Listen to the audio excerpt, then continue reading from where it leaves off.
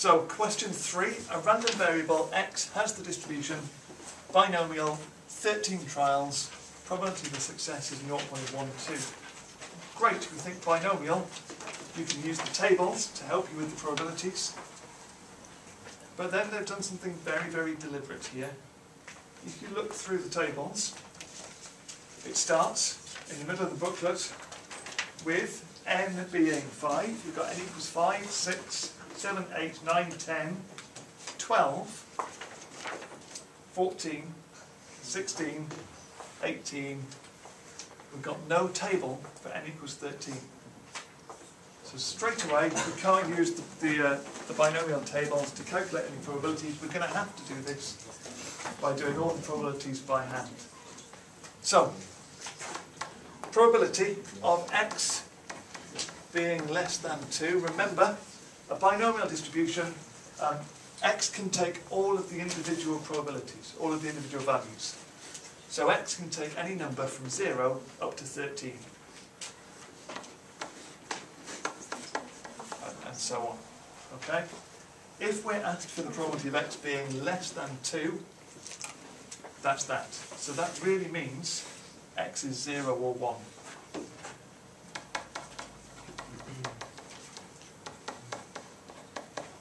So that's what we're being asked to work out here. The probability of x being 0 plus the probability of x being 1.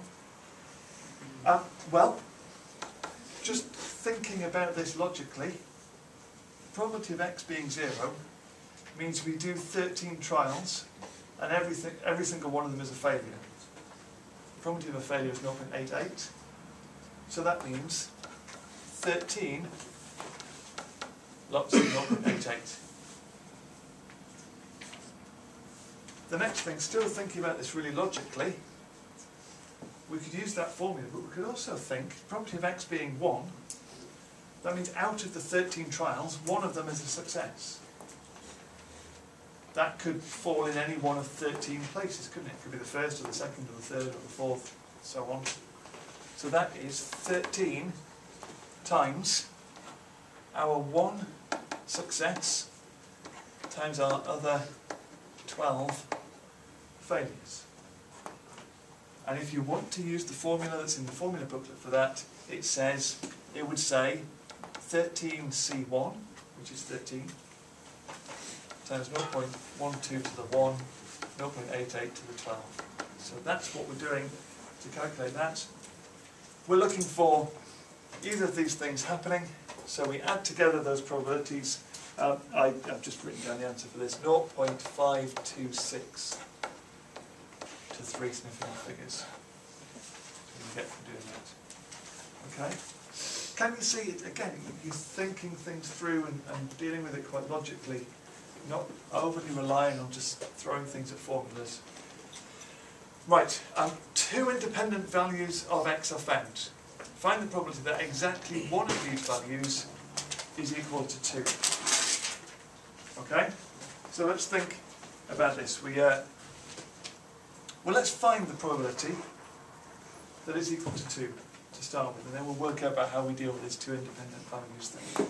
So for part 2, the first thing we really need to know about is what is the probability of x being 2. That is 13C2, 0.12, that's 2 successes, and 11 failures. And if we put that into the calculator, we get 13C2 times 0.12 squared times 0.88 to the 11, 0.2753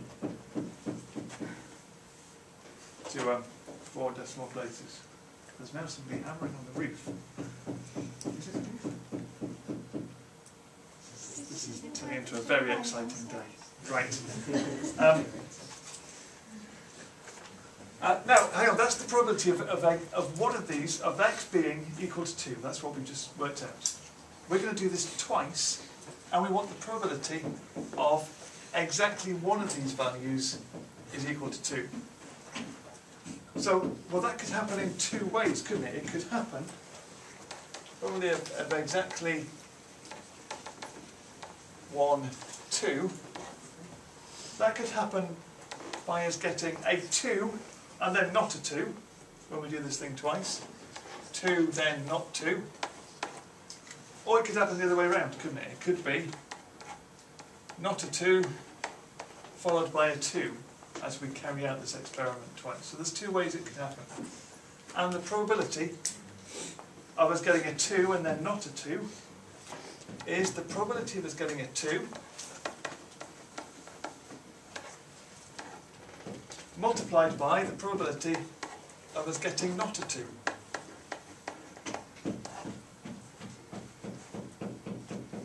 And that's happening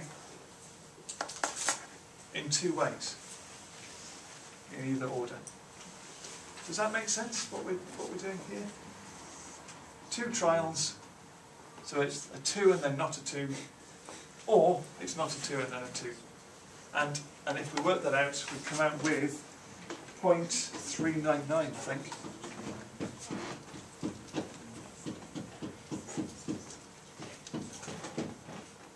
Is it the seagull? Surely it's not the seagull.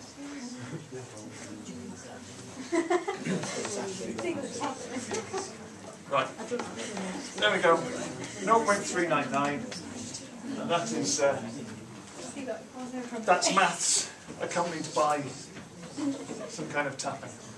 Go for a jump.